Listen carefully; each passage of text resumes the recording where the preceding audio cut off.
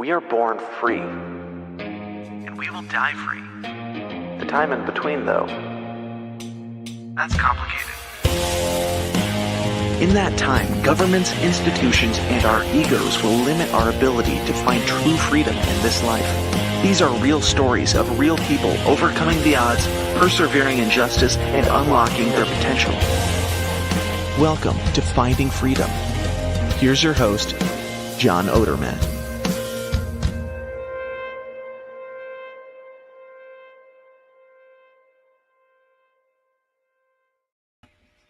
Hey, what is up, everybody? Welcome back to another episode of Finding Freedom right here on the Lions of Liberty Podcast Network. Great to have you here with me on a Monday morning, May 5th, Cinco de Mayo.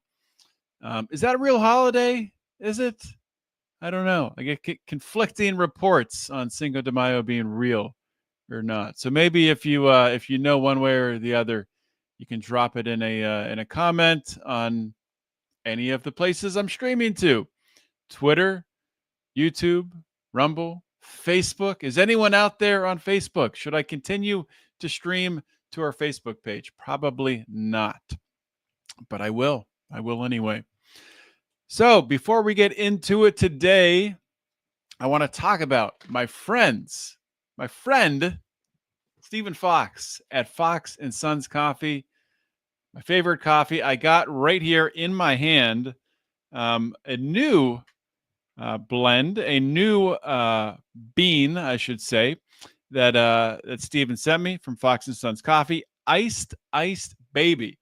So my wife, Nicole, has really been into iced coffee lately. I asked Stephen, what should I order? What's the best thing to have on hand? And he sent me this, the Iced Baby, which is a dark roast from Peru. Fantastic as iced coffee. Fantastic also as hot coffee, as you would imagine, because it's a coffee bean. It's very versatile. But you can get yourself your own bag of Fox and Sons coffee by going to FoxN, that's the letter N, sons.com, and for an order of $40 or more, you can get $15 off by using promo code John at checkout.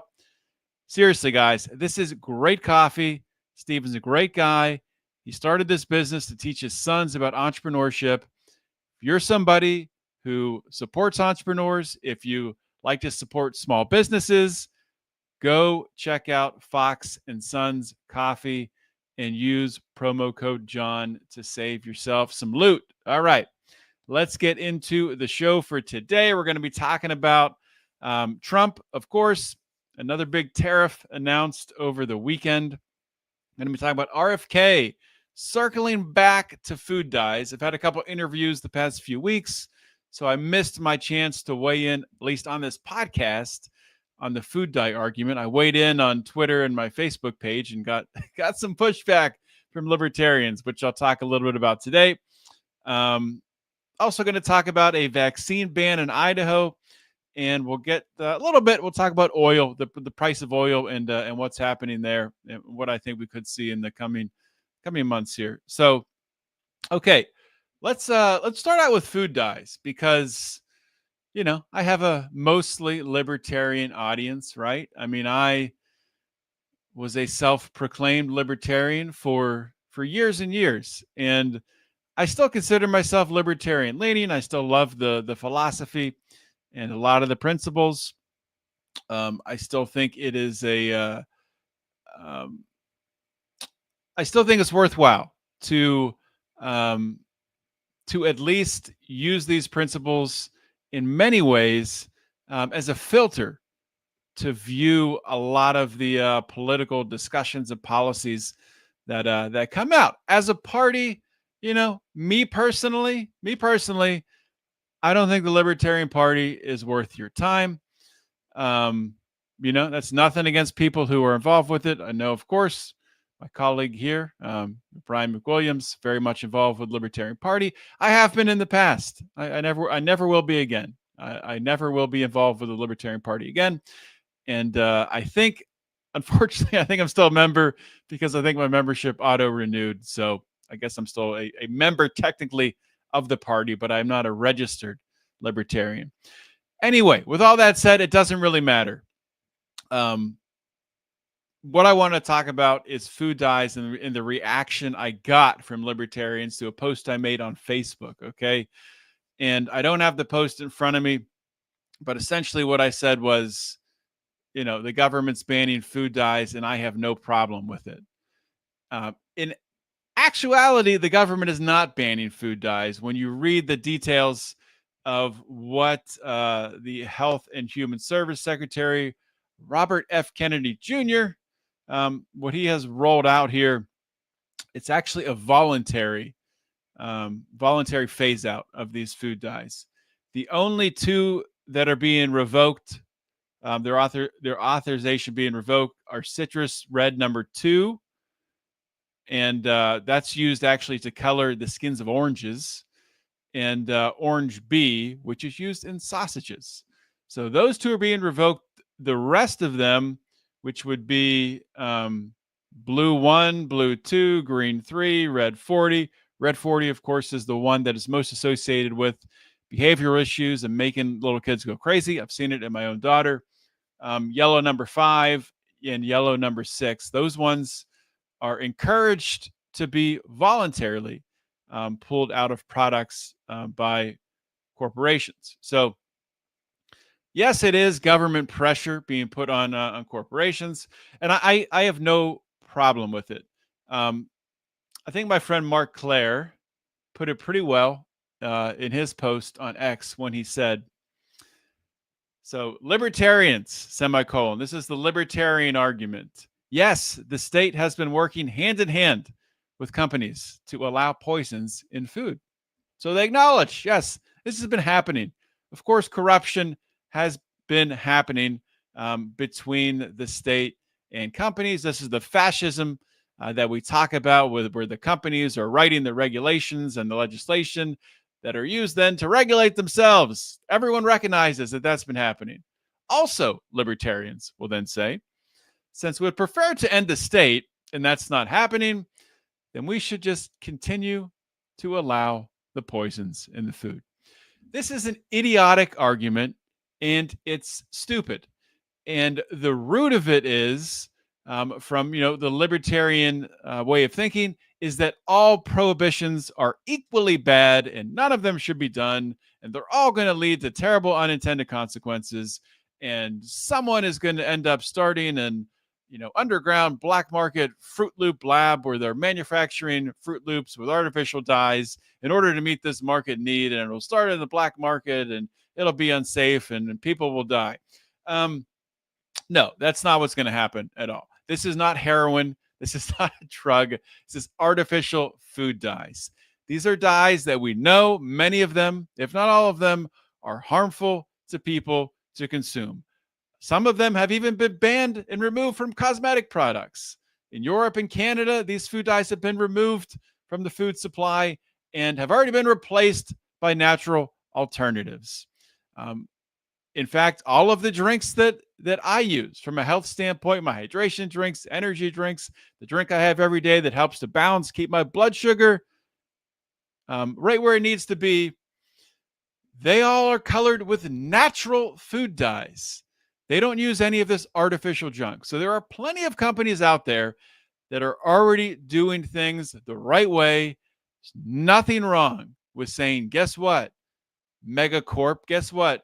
Pepsi, with your Doritos and your Cheetos and whatever else, get the food dyes out of it and start using natural ingredients. I have zero issue with that. Zero issue. And I fully support it. And I don't think it's useful at all for libertarians to be pushing back on this. It's not helpful for them. People aren't going to see this libertarian argument. Wow, these libertarians are so principled that they want to allow the poisoning of children to continue. They're just so principled. I want to be like them. Nobody is thinking like that. It's stances like this that gets libertarians labeled as weirdos and out of touch whack jobs. When something's so crystal clear and easy to implement, And yes, it comes from a coercive government. I get it. I get it. This government it's a big government that steals our tax dollars and uses those tax dollars to implement these restrictions, right? It's paying RFK Jr.'s salary and the salary of all the people at Health and Human Services that are going to enforce this voluntary ban and this partial revocation of authorization for 2 of the dyes. I get it. It's a coercive government. That doesn't mean that a coercive government can't do good things. I mean, they can. They can also do bad things, which most of the things they do are bad, but it doesn't mean that good things can't be done. And it just goes to show you that within a couple of days of this being announced, Pepsi already said that they're going to be pulling their food dyes out of their snacks like Doritos and Cheetos and whatever else. They're going to be pulling out the artificial food dyes. And the reason why these companies use artificial food dyes is mostly for marketing purposes and mostly for marketing to children. If you read the book Salt, Sugar, Fat, it's an outstanding book. Highly recommend it. I forget the author's name, don't have it in front of me.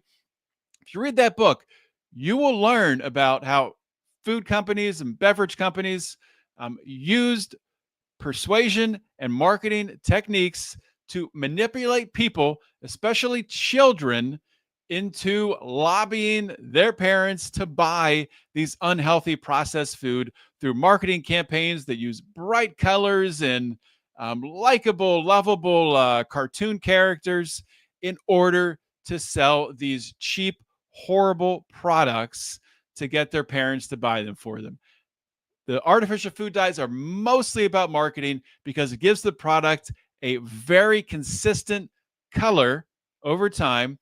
Yes, with natural food dyes, it's hard to get that consistency. Not impossible. The products that I use do have consistent coloring, but maybe you don't have that super bright red coloring that really pops pops in a marketing campaign and gets little 5-year-old Tommy to tell his mom that he wants the the fantastic drink boxes that are filled up with this red dye 40. So guess what? No more red dye 40. I'm not going to cry about it. And I'm not going to cry that little Tommy is not going to have behavior issues and is not going to get put on, a dose of legalized meth from pharmaceutical companies in order to make him normal. I mean, come on, people. Let's all wake the heck up a little bit. I think that's enough of a rant on food dyes for today. If you agree with me, congratulations. You are starting to weave your way out of the libertarian web, and I hope you continue your way on out. If you don't agree, I'm sorry. I'm sure you'll agree with most of what I say on everything else. Okay, moving on. Trump is at it again. That guy doesn't sleep. Does not sleep. It's crazy. It's only been like 100 days, right? Or a little over 100 days. And it is non-stop stuff happening, just all over the place. Foreign policy, talking with Ukraine, talking with Zelensky, talking with Putin, the tariffs, the retaliatory tariffs, tariffs on China, tariffs on Canada, tariffs across 10% tariffs across everybody in the world. It's just been wild. And you had the texting scandal where the defense secretary and the vice president they were on this text chain talking about bombing the Houthis. And it's been wild, man. I mean, the news cycle is off the chain right now. It's crazy. And Trump kept it up this weekend when he said, and I'll read the whole truth post that he sent out. But essentially what he's advocating for is 100% tariff on movies made outside the United States. Let me get a sip of my beverage here. All right, here is the Truth Social post. Trump said the movie industry is dying. The movie industry in America is dying a very fast death. Other countries are offering all sorts of incentives to draw our filmmakers and studios away from the United States, and many other areas within the USA are being devastated. This is a concerted effort by other nations and therefore a national security threat. It is, in addition to everything else, messaging and propaganda. Therefore, I am authorizing the Department of Commerce and the Treasury to immediately begin the process of instituting a 100% tariff on any and all movies coming into our country that are produced in foreign lands. All caps, we want movies made in America again. So do I. I want movies made in America again, too. But I don't think that a 100% tariff on movies made outside the U.S. is necessarily the way to go. Now, I think one thing that's interesting here, and I'm not going to talk about this for too long because I don't think there's a lot to talk about, but it's a couple points here. So he talks about that this being a concerted effort by other nations and therefore a national security threat. It very well could be a concerted effort by other nations. When he talks about incentives being offered, especially within the United States, I know that there's really a battle between states to get movies made.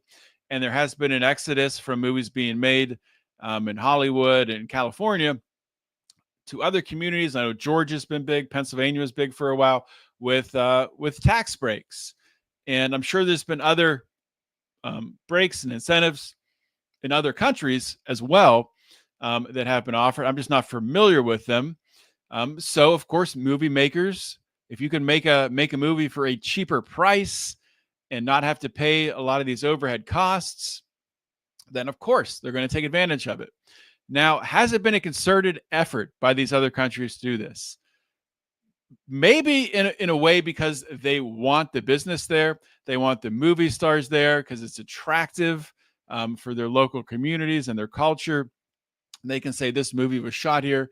So sure, there could be some sort of concerted effort in some of these different countries to get more movies made there. I don't think that it's like a intentional thing to jeopardize national security.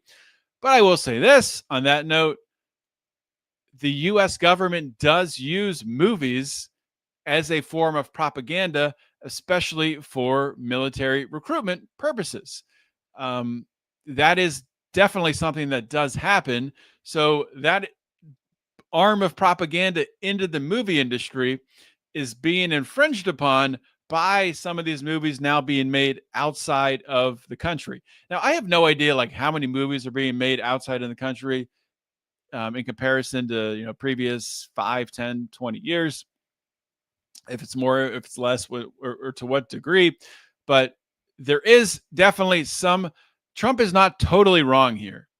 Doesn't mean the way that he's addressing it is correct, but I don't think he's totally wrong. I don't think it's right that the U.S. government is using movies as a way to propagandize young people into joining the military. I think that's terrible, but it's something that is happening.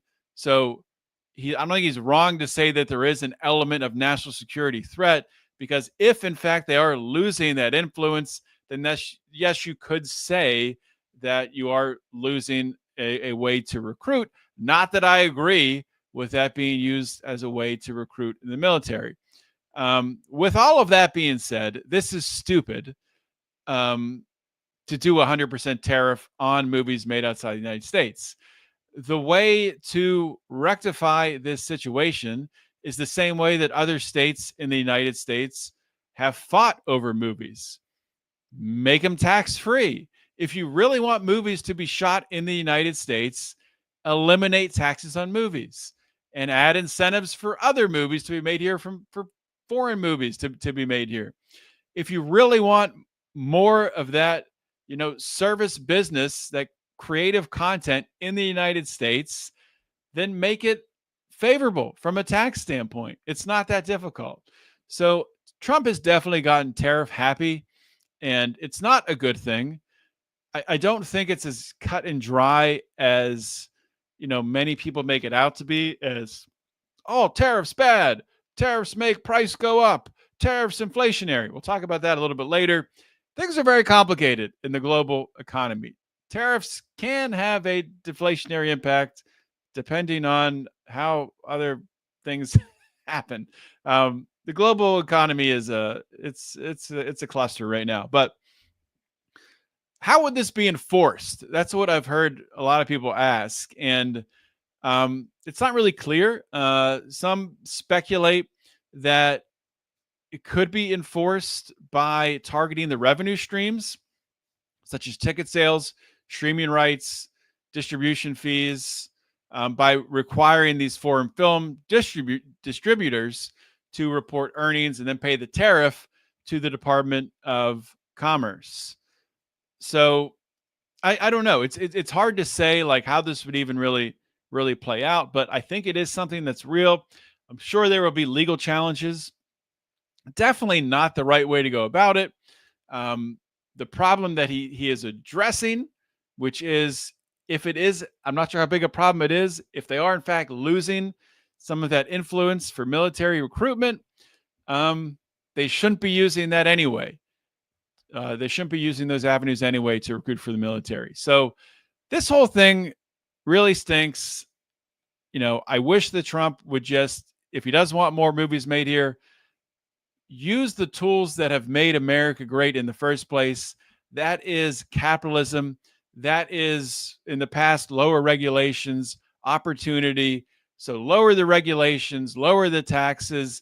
Businesses will flood in here to make movies. Production companies will flood in here to make movies. Do it that way, Trump. Not everything is a tariff. It's like whack-a-mole. It's like every mole coming up. It's everything he's hitting with a tariff. And that is not a good way to govern. And it's not going to end well. It's not going to end well if everything is a tariff, unless you get rid of the income tax entirely. And then you can be a little more tariff happy. But until you get rid of the income tax entirely, stop it, Trump. Stop it with putting tariffs on everything. It's getting a little bit insane. Okay. Moving on to the next topic I want to talk about. As you guys know, everything that happened with COVID, the jab, when that came out, talked about it a lot on the show. Had some doctors on to talk about it. Dr. Peter McCullough, one of the most popular episodes I've had of Finding Freedom. Fantastic episode. If you haven't heard that one, go back and check it out. I don't have the episode number in front of me, but it was about a year ago, I think. Anyway, we've talked about this a lot on the show. What happened with COVID, what happened with the jab. That's a big reason why we're still shadow banned on YouTube, which is unfortunate. So if you are someone who watches on YouTube, or if you do want to, be subscribed to our YouTube channel, make sure to hit that bell for notifications so you actually are notified when we stream like this. With that being said, we've been critical, of course, of the jab here. I am not jabbed myself. Due to this mRNA COVID vaccine and the way it's been rolled out, I, like many, have become skeptical of the entire vaccine industrial complex. Happy to see, I'm happy to see that RFK Jr. is in his position. I was happy about his criticism of vaccines, his book, The Real Anthony Fauci. He always laid everything out, all of the issues with vaccination prior to coming into his role. I'm a bit concerned now, and I need to do more research into this, into what the heck they're talking about with this universal vaccine or one vaccine or whatever the heck they're calling it. That's weird. So I need to look into what that even is. But on a positive note on the vaccine front, living in the United States, states' rights, states are able to do some awesome things to protect their citizens. And being in the United States with 50 states, we have, a bit of a test area, right? Where different states can put in some restrictions or some incentives and see if it catches on, right? And then it'll catch on across the country. So Idaho has stepped up. And with the Idaho Medical Freedom Act, which was signed into law last week by Governor Brad Little, who is a Republican, it'll go into effect on July 1st. And this law prohibits private businesses, schools, and government entities from denying individuals access to services or activities based on their decision not to receive a medical intervention, including vaccines, procedures, or medications. This is fantastic. And it's always good to know that I got it in my back pocket. If the state comes down on me, if Pennsylvania comes down on me or comes down on my kid, we can just move to Idaho. And I've heard Idaho is beautiful too. So it's good to know that. It's good to know. If we need to skedaddle out of here, if they get tyrannical, we can go to Idaho. But it's also good to know there are other states that have some pretty good things in the works with regards to pushing back against mandatory vaccinations. So Texas has legislation that's been drafted to prohibit vaccine mandates. And previously, Governor Abbott had issued executive orders banning mandates by any entity, including private businesses. And this was back in 2023. This is mostly around the COVID vaccine. New Hampshire, the live free or die state, where we got our friends up there for, what do they call it? The libertarian thing? Free State Project. Free State Project. So a lot of liberty lovers up in New Hampshire, and they have legislation which is in progress to strengthen existing restrictions on vaccine mandates. A 2021 law limits employer mandates unless a direct threat exists, whatever that means. It did exempt hospitals, though, so hospitals can still mandate. Montana has a 2021 law banning vaccine mandates for private employers with exemptions for healthcare settings. Don't like that, but I still like that there is something in place. Wyoming, no laws have been passed, but there's some work going on. Similar to Texas and New Hampshire, where legislation is being drafted to limit or ban vaccine mandates. Iowa advanced a bill targeting mRNA vaccines, and they proposed fines for providers who are administrating shots. And I guess there's maybe some reworking going on with that legislation as well. And there might be a shift to focus on limiting specific vaccine mandates rather than a blanket one like in Idaho.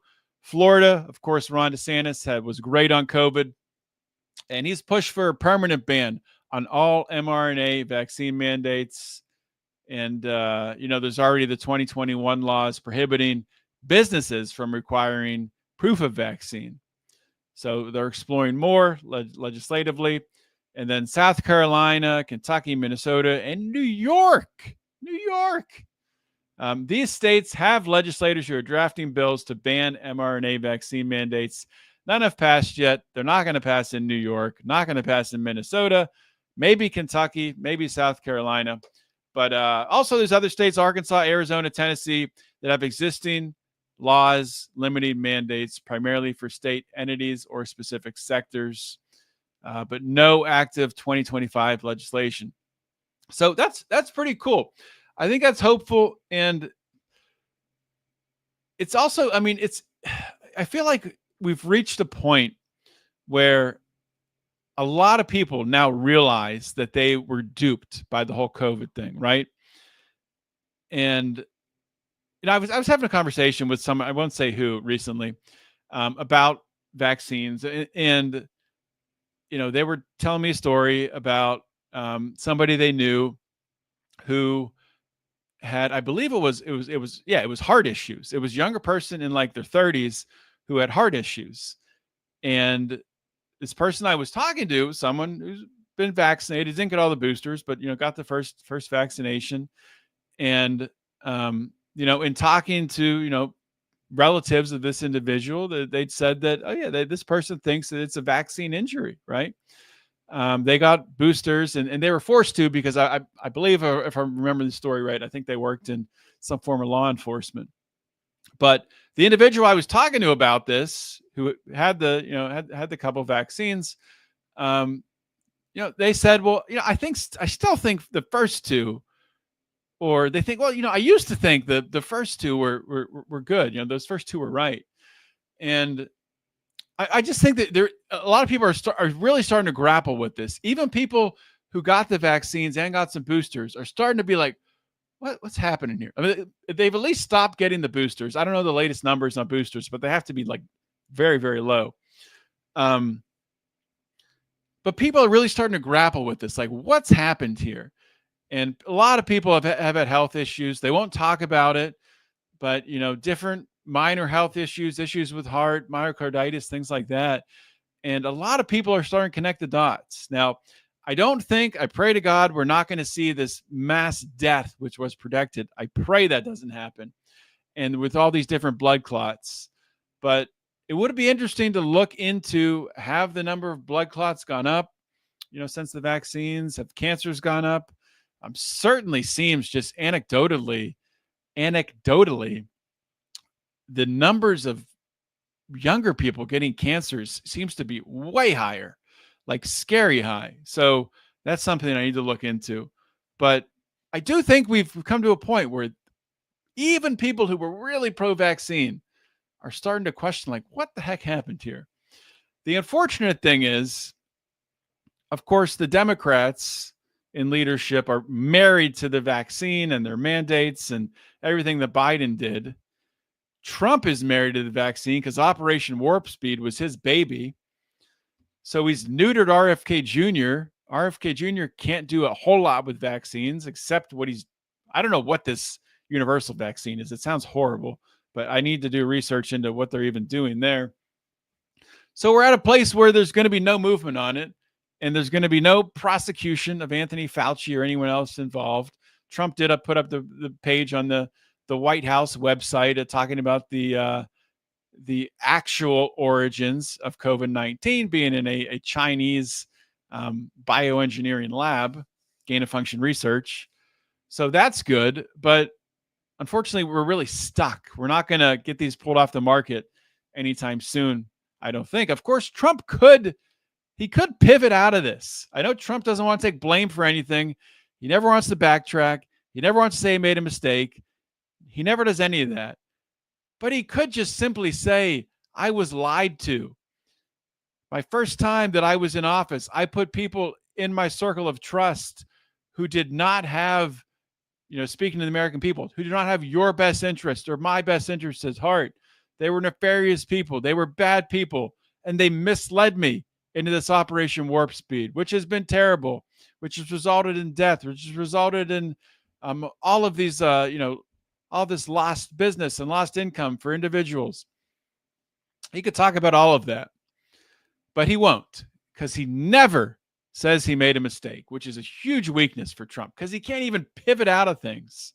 It's really a terrible character flaw.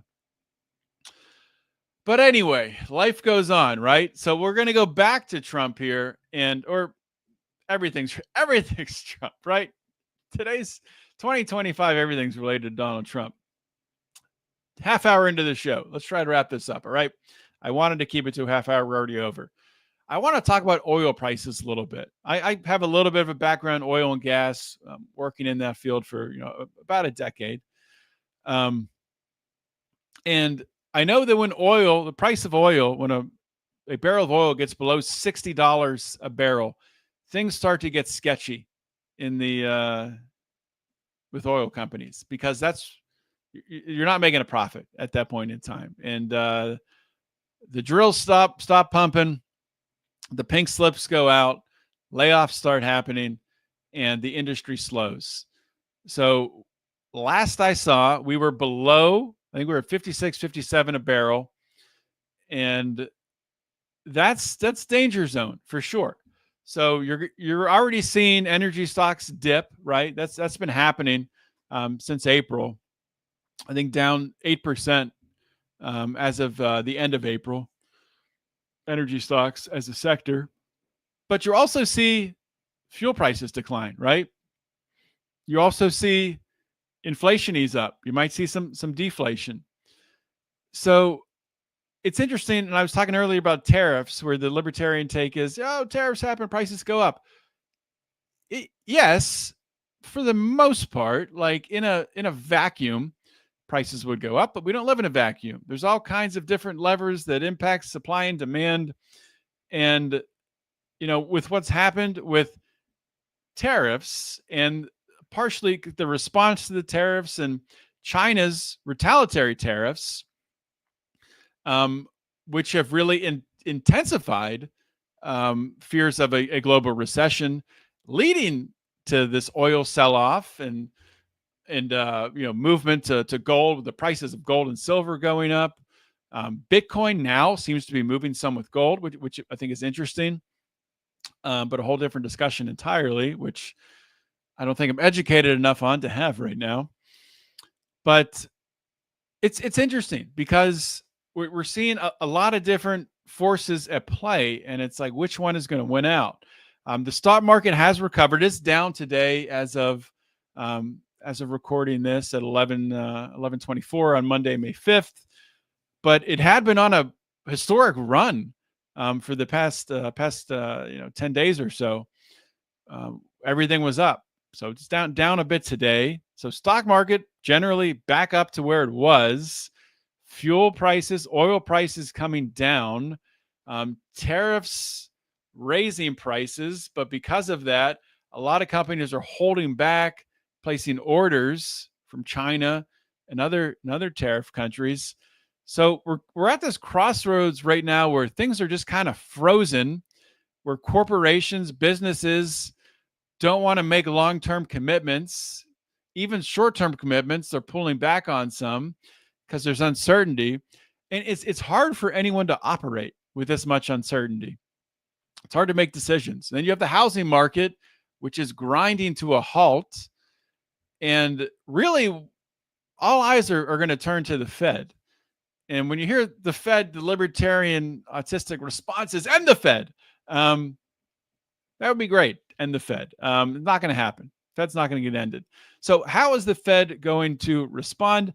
I think we're really getting to a point where the Fed could start to drop interest rates at a much more aggressive level than or step down, I should say, than previously thought. Now, I don't think anything has been said about that, but I wouldn't be surprised if Jerome Powell comes out with that tone in the next couple of weeks, especially if oil stays where it is, because they're going to need to stimulate the market there. Now, if they drop interest rates significantly over the next few quarters, I think we could see a bit of a dip, but things will take off like gangbusters, man, when things reignite with the housing market, oil coming back up. The wild card is tariffs.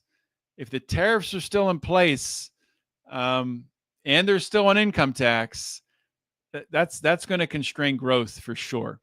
Now, people will figure out how to work around it. The market finds a way. And of course, a lot of the price increases would be worked into the cost of goods and things like that. Consumers will adjust spending habits. They'll spend in different places than they were spending before, which I think has already happened to a degree. I think since COVID, people are spending a lot more money in the service industry than they are, on goods. So it's interesting for sure. It's all interesting. It's all interconnected. And like I said, something changes every day with Trump. Trump is he's dynamic. And I voted for Donald Trump. People say, "Do you regret your vote?" No, because Kamala Harris would have been awful. She would have been terrible. We'll be living in a woke nightmare right now that would be getting worse by the day if Kamala Harris was president. Has Trump been great? No. Has he been good? No, not really. Have some things been good? Yes, some things have been good. I think we are slowly making progress here to end the war in Ukraine, which would be fantastic. Ending the war in Ukraine would be fantastic. He needs to get tax cuts through. He needs to lower spending, needs to actually get lasting cuts of government, not just the DOGE things that'll end up going back to where they were because our legislators are morons and don't actually want to cut government. He's got to get real cuts. He's got to get real tax cuts. He's got to end these wars. He can't start any new wars. He's got to stop the bullshit with Iran. I think that's happening by him removing his previous national security secretary, who was very, very much of a warmonger towards Iran and was having secret meetings with Benjamin Netanyahu. Guy should have been fired, not promoted to the to the UN. But anyway, that's where we are. So, yeah, I mean, to sum things up, dyes banned, good. 100% tariff on movies, bad. Idaho banning vaccine mandates, good. Oil dropping below $60 a barrel, not good, but maybe good later. I don't know. I mean, it's hard to say. Things are interesting. So for those of you out there who you have a 9-to-5 job, and maybe your job's uncertain in these tumultuous times. Maybe you got a loved one who could be losing their job. I lost my job last July. I'm a full-time entrepreneur now. That's got its own stressors. Everybody's dealing with stress right now. So I'll leave you with these words. Just remember, guys, and especially those dealing with stress who are on the left, who are living in this reality that the world is literally going to end because Donald Trump is president. Have some empathy for people. Meet people where they are. Be kind to people because you don't know what people are going through. So when you're on Twitter, when you're on social media, just relax a little bit. Don't jump down people's throat because life's not easy and it's not getting any easier. And that doesn't necessarily have to do all with Trump. That just has to do with the way that our society is designed right now and the way things operate. That's the way the world is, guys. So that being said, we got an exciting week this week at Lions of Liberty. I should have said this at the top of the show, but the Lou Perez podcast is coming to Lions of Liberty. That will be in our feed this week, I believe tomorrow. Another announcement coming with another new Lion. Hopefully we can announce that on Wednesday with Brian McWilliams on his show, Mean Age Daydream. New show coming to the feed, Politics with Tick, like the blood-sucking insect. And that's going to be with myself, Lou, Brian, and the new Lion as well. So all of that is coming soon, guys. Be sure to support us on Patreon. Go to patreon.com or on Locals, locals.com. Search Lions of Liberty to find us. And we'd love to have you as a part of our community. With that being said, everyone, I will see you all next week. In the meantime, always remember to keep your head up and those fires of liberty burn.